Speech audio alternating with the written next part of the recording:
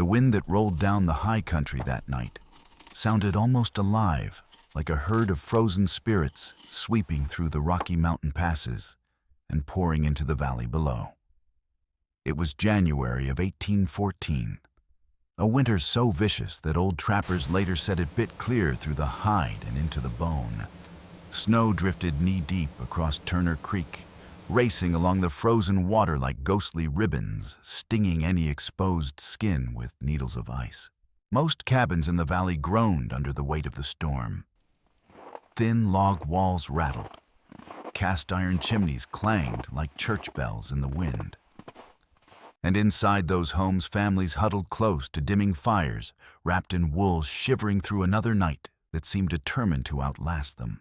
But one cabin, small, unremarkable from the outside, half buried in drifting snow, glowed faintly from within, as if someone had trapped the warmth of October behind its walls. Inside sat Elias Turner, a broad-shouldered man in his early 50s, his beard dusted with frost, melt his face calm and unhurried. He wasn't feeding a fire. He wasn't splitting more wood. He wasn't crouched beside a red-hot stove like every other man along the creek. In fact, there was no fire burning at all. The little cast-iron box in the corner stood cold and black, its door cracked open so the neighbors wouldn't think smoke was being hidden inside. Yet the cabin felt warm as a late September afternoon. On a wooden post beside his bed hung a rare thermometer, one he'd traded 3 pelts for the previous spring. The red line inside sat steady at 67 degrees Fahrenheit, a number that made no sense to anyone who had ever lived through a frontier winter. Outside, the cold gnawed at 29 degrees. Inside, Elias set down his whittling knife, blew out his lamp stretched beneath a single wool blanket, and fell asleep within minutes. No interruptions, no fire tending, no fear of freezing. 3 cabins downriver, Samuel Hutchins was stuffing his stove for the 4th time since sundown. Another neighbor sat awake all night, wrapped in a buffalo robe, watching the flames like a scared sentry. But in Elias's cabin, the air remained still quiet and impossibly warm. It was on nights like this, when the walls themselves glowed with the stored heat of yesterday's fire, that the valley realized something unsettling. Maybe the stupid double-earth wall Turner had built wasn't stupidity at all. Maybe it was genius the frontier wasn't ready to understand. Long before the winter of 1814 carved its name into the memories of everyone along Turner Creek, Elias Turner had already lived more than one lifetime's worth of hardship. He was born in the limestone highlands of western Pennsylvania, where men broke rocks before they broke horses, and where a boy learned early that stone had its own kind of wisdom. His father, an immigrant of Scots-Irish blood, was a mason who believed walls should be thick enough to fear nothing. Elias spent his childhood stacking shale, splitting granite, and packing clay until he understood almost instinctively how earth held heat, how stone breathed, how cold crept through a building like a thief. By 15, he had hands like rawhide and the calm, slow patience of a craftsman twice his age. But the frontier had a way of calling men out of whatever plans life originally held for them. At 20, restless and hungry for something beyond farm boundaries, he joined a trapper brigade heading west toward the Missouri. For the next decade, he lived half wild, sleeping under spruce, hauling beaver pelts across snowfields, trading with tribes who understood more about winter than any European ever had. It was during those wandering years that he met Margaret, quiet, dark-haired, the daughter of a German woodworker who believed in earth ovens and straw-clay plaster. She loved Elias for his gentleness. He loved her for her curiosity. Together, they built a small life near the forks of the river, warming their home with a stove he'd crafted from stone and clay, a design inspired by an old Norwegian immigrant named Sigurd Stonehand, whose teachings would later shape Elias's greatest invention. Then came the storm. A freak October cold snap. The kind the old tribes warned about, but settlers never believed. Their cabin, still unfinished, lost heat faster than Elias could feed the fire. Margaret fell ill. The cold took what medicine couldn't save. Her death carved something silent and immovable inside him. He didn't curse the weather. He didn't curse fate. He cursed poor design. From that day, he swore no winter would ever defeat a home he built, not through fire, not through exhaustion, and not through ignorance.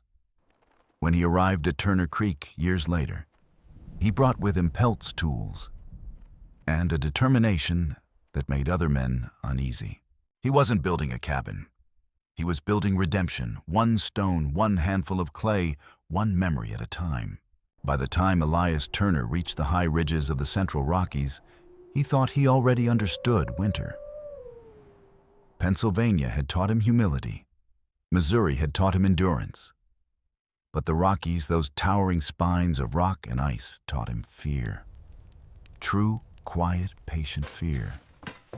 The kind that crept into a man's bones long before he realized the cold had already won. Winters here weren't seasons. They were sieges. Snow didn't simply fall, it arrived in armies.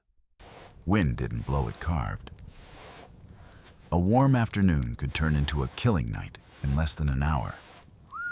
Men told stories of whiskey freezing solid while still in the bottle, of horses dying on their feet, of breath turning to frost so quickly it painted a man's beard white before he finished a single sentence. And the cabins were the real battlefield. Most settlers built fast because they had no choice. They felled logs, notched corners, chinked the gaps with moss and mud, and hoped the structure would stand against whatever the mountains sent. But these single-wall cabins were more like wooden sieves. Air slipped through them in every direction. Even the best-built ones lost heat faster than a man could produce it. When a storm hit, entire families slept, fully dressed boots, still on fingers wrapped in mittens, as the cast-iron stove spat fire that barely reached the far corners. Inside, the temperature hovered at 38 to 45 degrees. Outside, the cold dragged down to 20 degrees or lower. And no matter how much wood they burned, no one ever felt truly warm.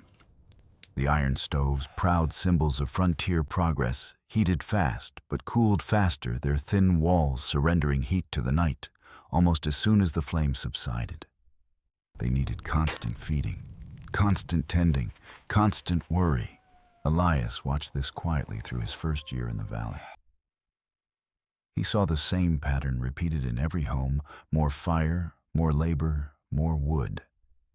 Yet only a modest rise in comfort. It wasn't that these men were weak. They were pioneers, trappers, homesteaders, tough as knotted rope. But they were fighting the wrong enemy. They believed cold was the opponent when the real battle was against heat loss, a foe almost no one understood. Elias did. The Rockies weren't killing people because the cold was strong, but because their homes were poorly designed to fight it. That winter became the moment he decided the next cabin he built would not just survive the season, it would master it. When spring thawed the valley enough for men to swing an axe without shattering the handle, settlers along Turner Creek began raising their new cabins. Most built in the usual frontier rhythm, fast, practical, and with just enough care to make the walls stand through winter. Elias Turner, however, began doing something that made neighbors pause mid-swing and stare. He was digging deep, not for a cellar, not for drainage, for clay. He scooped it from the creek bank by the armful, kneaded it with sand, and chopped straw shaped it with the deliberate slowness of a craftsman who knew exactly what he wanted. Then he started stacking stone, flat shale pieces he'd carried from a ridge half a mile away, laying them like he was assembling the foundation of a small fortress. At first, folks assumed this was simply his foundation. They were wrong. Elias built two walls, one inside, one outside, like a barrel within a barrel. Between them, he left a 6-inch cavity that he filled gradually with his clay straw mixture. As the walls rose, settlers stopped by more often, leaning on their axes, squinting at the growing structure. "What are you doing?" "Turner cabin walls ain't supposed to be that thick." "You building a trading post or a frontier prison?" Elias never snapped at them. He simply said, "I'm building it right," which somehow irritated people even more. By the time his cabin reached chest height, the jokes were flying. Your walls could stop a cannonball. You'll spend half winter heating rocks instead of air clay straw. That's hoghouse construction, not a mountain home. What they didn't understand, what no one in the valley yet grasped, was that Elias wasn't aiming to trap warmth inside the cabin. He was designing a structure that would store heat like a mountain, absorbing the fire's energy into hundreds of pounds of stone and clay, then releasing it slowly for hours after the flames died. Where others saw wasted space, Elias saw thermal mass. Where they saw primitive mud work, he saw technology refined by centuries of cold country people. He didn't argue. He didn't defend himself. He kept working, hands coated in clay, eyes thoughtful, as though he could already feel next winter's warmth radiating from walls no one else believed in. And as each new layer rose, so did the valley's confusion, because what he was building didn't look like a cabin. It looked like a challenge. To the settlers along Turner Creek, a cabin wall was just a barrier, something to keep the wind out and the roof up. But to Elias Turner, a wall could be much more. It could be a living structure, a silent partner in survival, a reservoir for heat that would outlast even the hardest Rocky Mountain nights. The men who walked past his work site laughed because they assumed heat came only from flame. Elias knew better. He understood heat could be harvested, stored, and released long after fire died if a man built correctly. His design, though radical to American eyes, followed simple physics that Europeans had understood for centuries: thermal mass. Everything has the ability to absorb heat and release it later, but materials like clay, stone, and packed earth do it exceptionally well.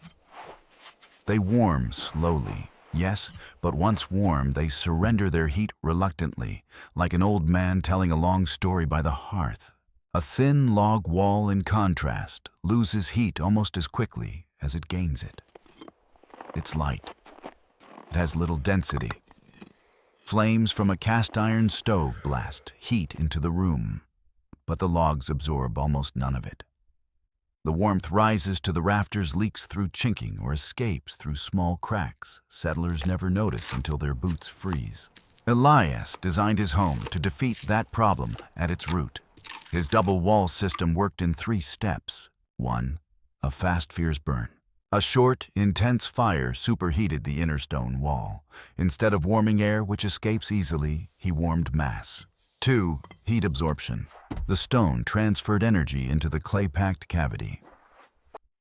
Clay, dense and moist during construction, cured into a material capable of holding heat for 12 to 20 hours. 3. Slow, radiant return. When the fire died, the real work began. Heat seeped from the walls into the cabin in all directions, not just from one glowing stove in a corner. No drafts, no cold spots, just steady, quiet warmth. To frontier men, it looked backwards. Why build something that heated slowly? But pioneers were trapped in a cycle of constant burning because they relied on fast heat from thin metal, not stored heat from heavy mass. Elias wasn't fighting the cold. He was outsmarting it. He wasn't just building shelter. He was building a machine, one powered by yesterday's fire, engineered by ancestral knowledge, and misunderstood by everyone who thought a wall could never act like a stove. By midsummer, Elias Turner's cabin had become a kind of local spectacle. Men wandered by under the excuse of checking trap lines or hauling water. But everyone knew they came for the same reason: to witness whatever madness he was constructing. Few settlers along Turner Creek had seen a wall thicker than a rifle stock, much less the massive earth and stone barrier rising from Elias's building site. It didn't look like frontier work.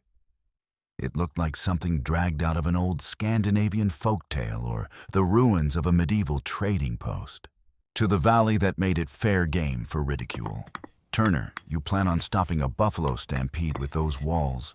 You're building a root cellar, standing upright. Hope you don't sneeze while you're inside. That whole thing might bury you alive. Some of the teasing was harmless frontier humor. Some carried an edge mocking the foreignness of the design, the stubbornness of the builder, the audacity of doing anything different in a place where survival depended on sticking to proven methods. One afternoon, as Elias packed clay into a gap between two stone layers, Samuel Hutchins leaned against a spruce stump and laughed. "You realize you're heating a mountain, right? You'll burn a whole forest just to warm those walls. A stove's supposed to heat a man, not the other way around." Elias didn't look up. He pressed the clay deeper with both thumbs, smoothed it flat with a wet stone, and answered evenly, "I'm not heating the walls. I'm letting the walls heat me." Hutchins shook his head and walked off, muttering backwards, thinking Turner, pure backwards. But the ridicule didn't sting. Not in the way people assumed. Because every joke, every snicker, every headshake pulled Elias back to a memory he carried like a scar beneath his ribs. Margaret's hands cold despite the fire blazing inches away. Her whisper the night before the fever took her. "We should have built thicker walls, Eli." He remembered kneeling beside their weak stove, shoving wood into it, until sparks shot out and smoke burned his eyes. But the warmth never reached her. The fire roared. The cabin stayed cold. Thin walls. Poor insulation. Heat vanishing faster than flame could replace it. Margaret didn't die from illness alone. Elias believed she died from a home that failed her. So when the valley mocked him, he didn't feel anger. He felt resolve. Every stone he lifted was a promise. Every handful of clay was an answer to a question asked the night he buried his wife. And every word of mockery only confirmed what he already knew. Most men built cabins fast. Elias Turner was building one to last, as if a life depended on it. By early November, the high ridges around Turner Creek stood white and silent, as if the world had been wrapped in raw cotton. Frost clung to the willows. The creek slowed beneath a forming skin of ice. Winter had arrived with the quiet authority only the Rockies possessed. Most settlers hurried to finish their final chores before the first long freeze locked the valley in place. Elias Turner, however, prepared for something else, the first real test of his impossible walls. On an afternoon when the temperature hovered near 15 degrees, he stacked a modest pile of juniper and lodgepole pine beside his small iron stove. Compared to the towering stacks his neighbors prepared each winter, Elias's firewood supply seemed laughable, almost negligent. But he worked with purpose, arranging the larger pieces, first the smaller ones on top, building what looked more like a kiln fire than the slow, smoldering burns the valley was accustomed to. At 3 o'clock he struck a spark. Flames burst upward, hungry lively, drawn into a fast burn by the narrow throat and tight air channels he had carved into the stove's stone backing. This was not a gentle fire. It roared, cracked, snapped like a small hurricane trapped inside iron.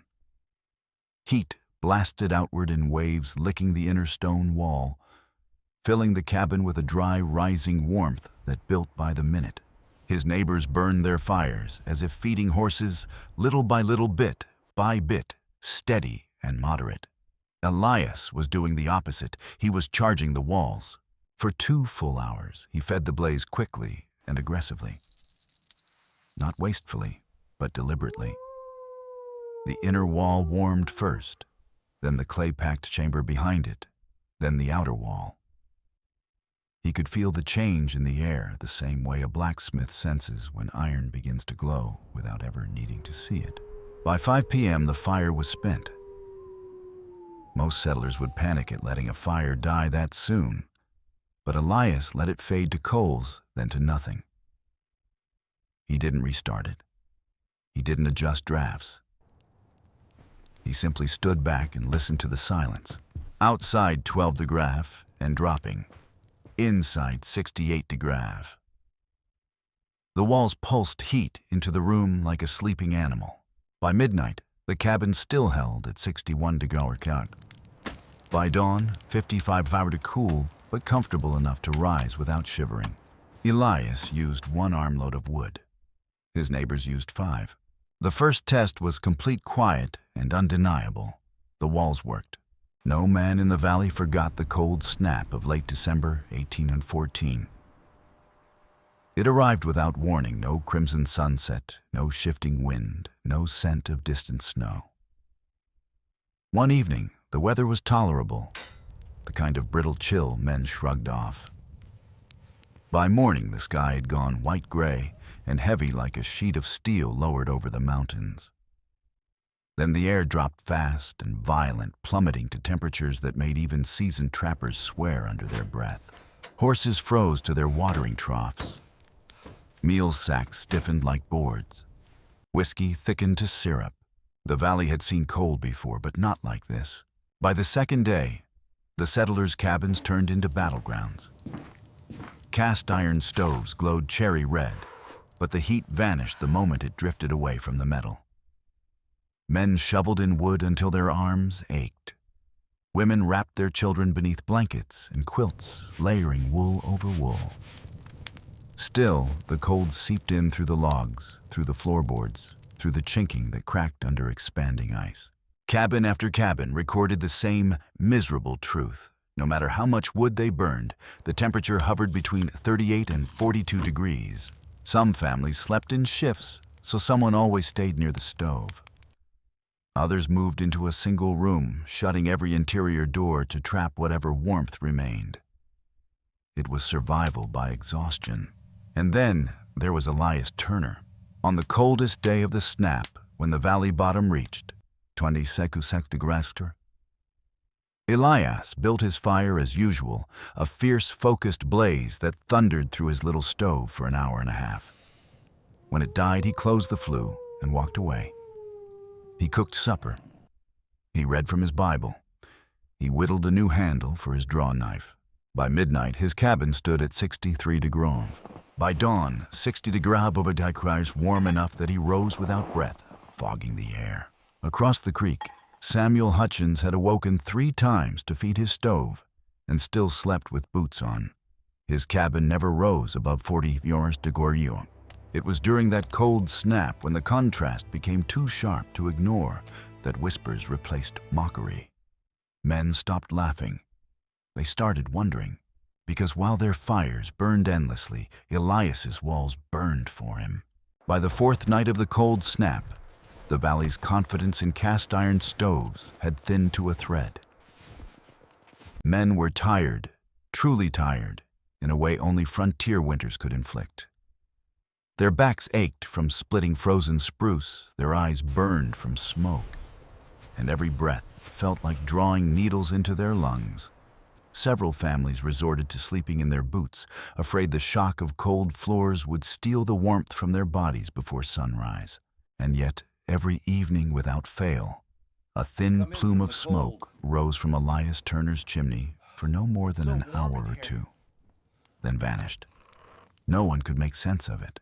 By the 5th day, curiosity overcame pride. Just after sundown, with the air at 18 degrees and hardening by the minute, 3 men trudged through deep snow toward Elias's cabin. Among them was Hutchins, once the loudest critic of Turner's stone fortress. His beard was crusted with ice, his gloves stiff, his breath ragged. They expected to find Elias huddled beneath blankets or tending a fire like a desperate man. What they found instead stopped them cold. The moment Elias opened the door, a wave of warm air slipped out. Soft, gentle, unmistakably comfortable. The kind of warmth that belongs to late fall, not a killing winter. It's true. The men stepped inside and froze in place, not from the temperature, but from the shock. There was no fire, not even coals. The stove door hung wide open, cold black metal gleaming faintly in lamplight. Yet the cabin felt almost cozy. 64, maybe 66 degrees. He proved winter wrong. A warmth that seemed to come from nowhere in particular, yet everywhere at once. Hutchins reached out toward the nearest wall, instinctively, almost nervously, and hovered his hand an inch above the clay-finished surface. His breath hitched. "It's warm," he whispered. "The wall. It's warm." Elias nodded calmly, as though this were the most ordinary truth in the world. They take the heat during the day, he said, and give it back when the fire rests. The men walked the perimeter in silence, palms hovering, faces dumbfounded. The warmth wasn't harsh or uneven like stove heat. It radiated gently, steadily, like standing beside the south face of a sun-soaked boulder. No, one of the men finally muttered, "I burned wood all night, and my place never got this warm." Elias only shrugged his voice quiet, but certain, "You're heating air, I'm heating the home." And in that moment, surrounded by silent, glowing walls, the skeptics had no argument left, only awe. In the days following that midnight visit, word spread through the valley like wildfire, quiet at first, carried on half-whispers, then louder as men allowed themselves to believe what they had seen inside Elias Turner's cabin. For years, everyone had assumed warmth depended on the size of one stove, the frequency of feeding it, and the amount of wood burned. Elias shattered that belief in a single winter. The comparisons began informally.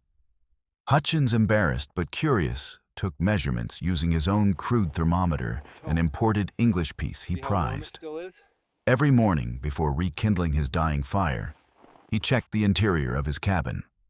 41 dirham, 39 dirham, occasionally 42 dirham if he'd managed to stay awake and stuff the stove throughout the night. His cast-iron stove never stopped burning, never rested, and yet warmth slipped away faster than he could supply it. Meanwhile, Elias made no effort to hide his numbers.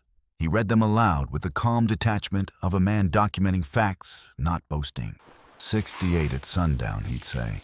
63 around midnight. 59 or 60 by sunrise. And the difference, the one figure that no one could explain away, was always the same.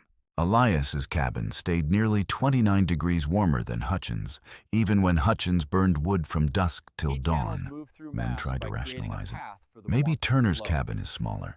It faces the right direction. He used denser logs. But those excuses dissolved once they stepped across Elias's threshold. They could feel the walls themselves radiating warmth, not heat, blasting from a stove, not a hot draft circulating through the room, but a steady, even warmth that felt woven into the structure of the home. One settler, wiping frost from his mustache, remarked, "It's like the cabin's alive, like it swallowed the fire whole and kept the spirit of it." Elias didn't deny it. "That's the idea," he answered simply. "The walls hold more than air ever could." Every man understood the implications.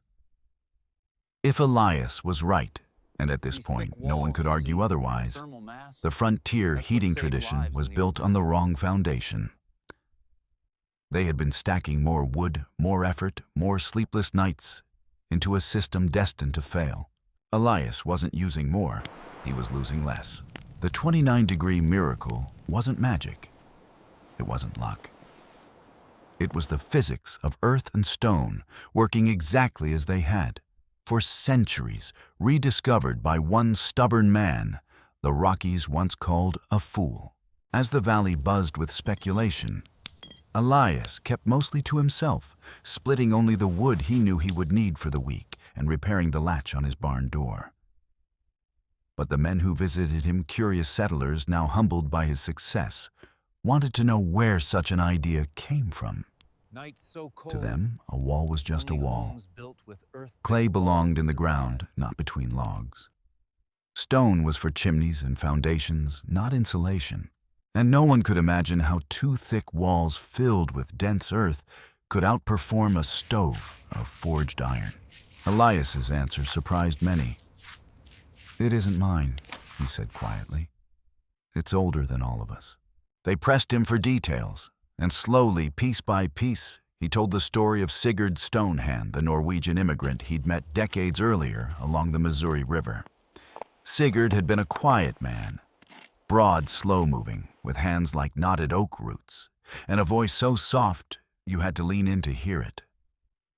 He spoke little of his past, but when winter struck hard one year and their ramshackle shelters struggled to stay warm, Sigurd shared a secret not found in any American almanac. In my country, he had told Elias, houses are not warmed by fire alone. They are warmed by earth.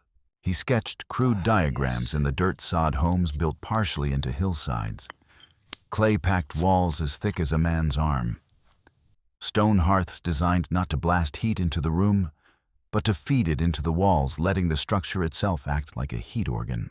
These walls, Sigurd said, tapping his sketch, they do not fear the cold. They swallow it. They keep the warmth sleeping inside. The idea fascinated Elias. It made sense in ways iron stoves never had. Sigurd explained that in Norway, winter lasted longer than memory. A home that relied only on active fire demanded endless labor. But a home that could store the fire's energy like a reservoir gave a family rest.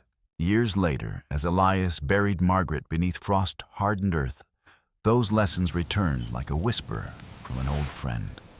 He realized then that the frontier had mistaken old for primitive, when in truth many ancient designs had been refined through centuries of harsher climates than the Rockies could muster. So when people asked where he learned to build his strange double walls, Elias gave the same simple answer, from a man who knew winter better than anyone I ever met. And now those old Norwegian principles were warming a cabin deep in the American West, quiet proof that wisdom travels farther than the people who carry it. By mid-January, the cold snap finally loosened its grip on Turner Creek. Smoke once again curled from chimneys instead of blasting sideways. Men could walk to their barns without feeling their lungs seize. But something else had shifted, something quieter, deeper. The valley's attitude toward Elias Turner had begun to thaw, just as surely as the snow along the south-facing ridge. The first man to cross that invisible line was Hutchins. His pride fought him the whole way, but exhaustion won. After he'd witnessed Elias's warm cabin firsthand, he returned to his own home, sat beside his stove until dawn, and thought about what he'd seen, how the warmth in Elias's cabin seemed to breathe from the very walls. On the third morning after the cold snap broke, Hutchins trudged back through half-melted drifts, hat in hand. "Turner," he said awkwardly, "might have been wrong." Elias didn't gloat. He only nodded. "Most of us are wrong before we're right." "What do you need?" Soon more came. Thomas Carver, who prided himself on doing things the American way, showed up with a notebook and pencil stub. Robert Jeffries arrived next, carrying a piece of clay in his mitten, like he'd discovered a rare mineral. Even Logan Pierce, the man who joked loudest about Turner's mud fortress, stood on Elias's porch one gray afternoon, shifting uncomfortably as he asked, "Mind showing me how you mix the straw into it?" Elias taught them all. He showed Hutchins how to test clay by rolling it into a coil and bending it until it cracked just right, not too brittle, not too soft. He demonstrated how to stack stones so that load traveled downward like water finding its channel. He explained how heat moved not as a gust or a blast, but as waves that sink into mass and return at their own pace. Men who once mocked him now listened with the patience of schoolchildren. But what humbled the valley most wasn't just the warmth inside Elias's cabin, it was his willingness to share it. He never charged a dime, never asked for trade, never held his knowledge above anyone. He simply believed deep in his bones that warmth should belong to everyone. And so in those weeks after the cold snap, Turner Creek transformed. The laughter died, replaced by saws, chisels, and shovels. We will build it together. Men tore up their cabin's interior walls, mixed clay and barrels, dragged stone from the creek, and followed Elias's instructions as faithfully as Scripture. The same voices that once mocked now echoed a different sentiment through the valley. Turner's onto something, and winter won't beat us again. Once Elias began teaching his methods openly, the valley's cabins slowly transformed from drafty wooden boxes into something closer to living organisms, structures that held heat, breathed it back, and sheltered families with a steadiness no cast-iron stove could replicate. But Elias was not finished innovating. He believed a warm home was more than simply surviving the cold. It was about reclaiming comfort, dignity, and rest, things winter too often stole from frontier life. One of his earliest improvements was the warm bench.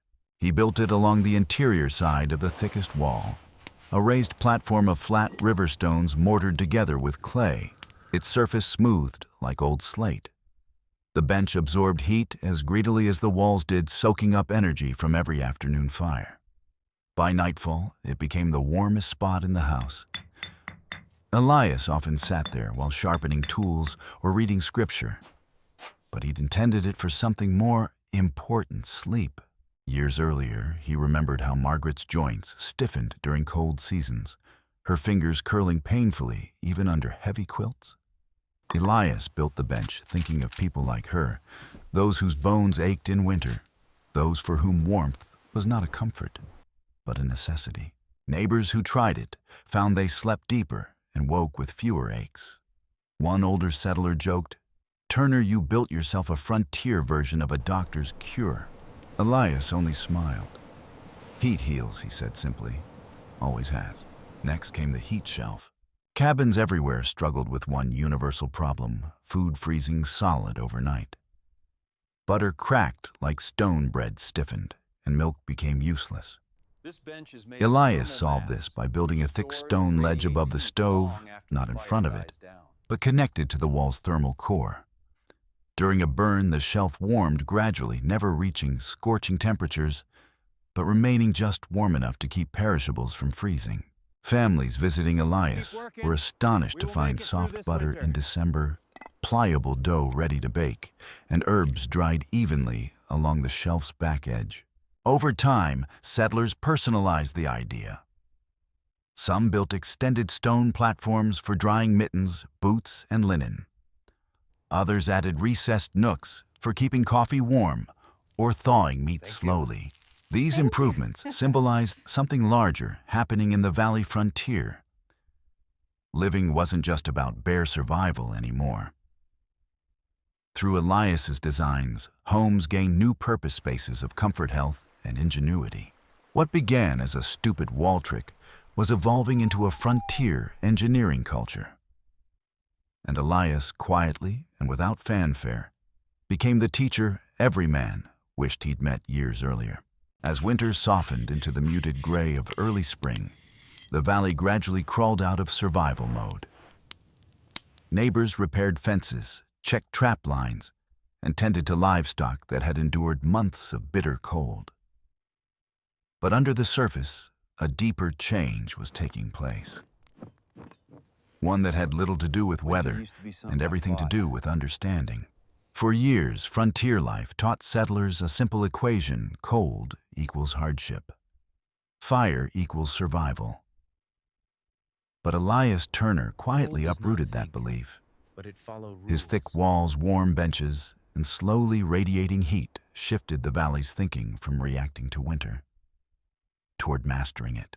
One evening, as the sun dipped behind the ridge and painted Turner Creek in the bands of gold and violet, Elias sat outside his cabin, sharpening a draw knife. Hutchins joined him, carrying 2 tin cups of coffee that steamed in the cold air. "You know," Hutchins said after a quiet moment, "I used to think winter was something you fought. Same way you fight hunger or wolves or illness." Elias studied the edge of his blade. "Most folks do. But your cabin..." Hutchins hesitated, searching for the right words. "It doesn't fight winter.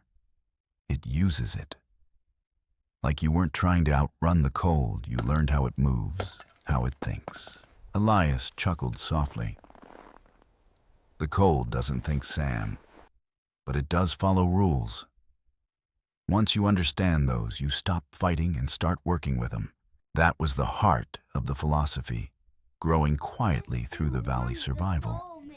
It wasn't about resistance. It was about cooperation. Not with people, but with nature itself.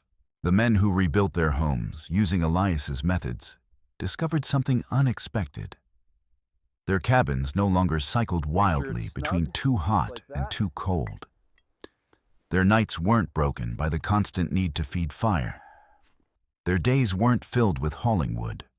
Winter, which once felt like a season of endless labor, now gave them pockets of calm time to mend tools, time to rest, time to simply breathe. And in those quiet spaces, they realized something profound. Comfort wasn't a luxury in the frontier. It was a form of wisdom. Elias didn't preach that lesson. He lived it. He showed that a home could be a partner, not just a shelter. He proved that ancient knowledge still had a place in a young land. And he reminded hardened mountain men that ingenuity wasn't always loud or proud. Sometimes it was as humble as a clay-packed wall holding onto yesterday's fire. By the winter of 1820, Elias Turner had become a fixture along the creek, part teacher, part craftsman, part quiet sage. His once ridiculed methods had shaped nearly every homestead in the valley. Cabins that used to groan under winter's pressure now held warmth like a heartbeat. Families slept through nights that once broke them. And woodpiles that used to vanish by January now lasted until the thaw. But time, like winter, has its own patience.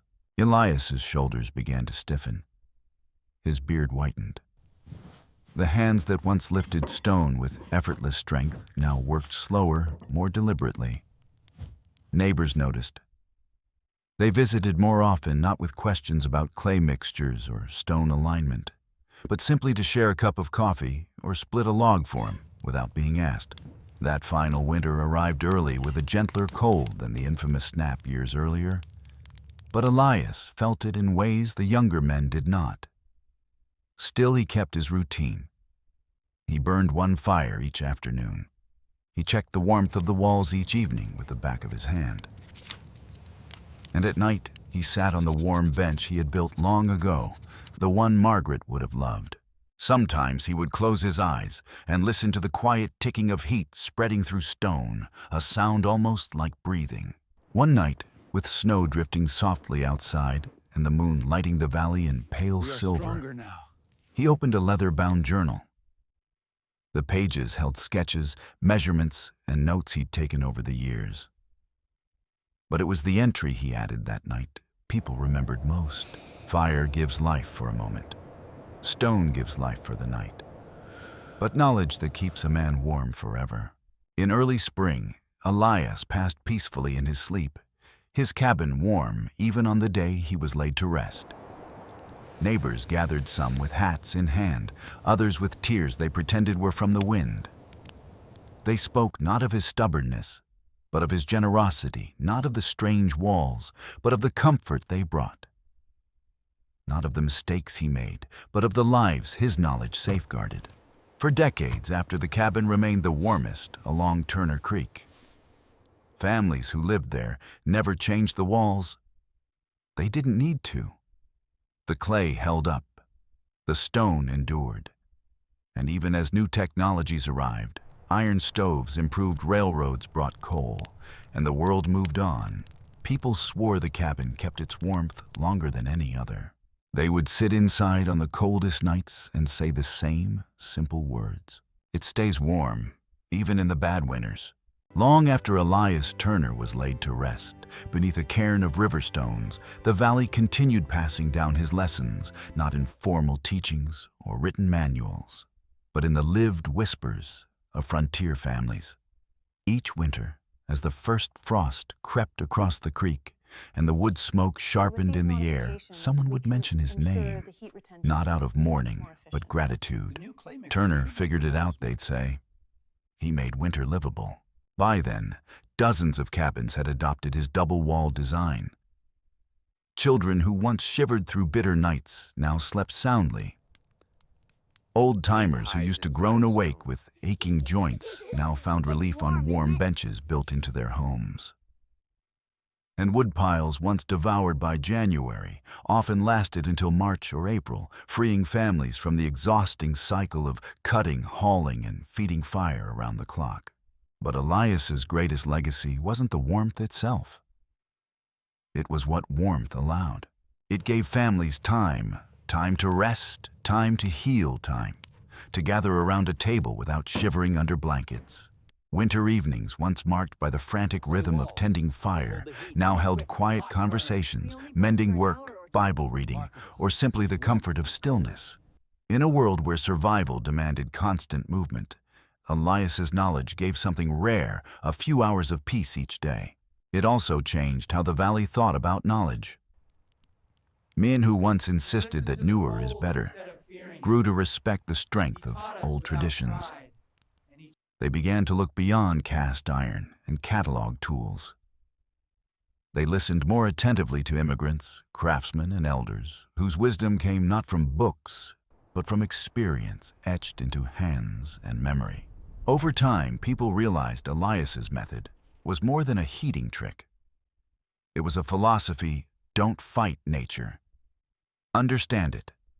Don't chase convenience. Build endurance. Don't burn more wood. Lose less heat. That mindset seeped into everything: how they built barns, planned root cellars, dried herbs, even how they chose where to place a cabin on a slope. His thinking reshaped the valley more quietly than any invention, yet more powerfully than any tool. And so when the coldest night settled over Turner Creek, the families who lived there would sit inside their warm homes and feel something deeper than comfort, something almost like reverence. For a man who took the time to learn from old wisdom. For a home that could sleep through the storm. For the truth he proved with his life. Efficiency isn't about adding more. It's about losing less. And the warmest cabins are often built by those humble enough to learn from the past.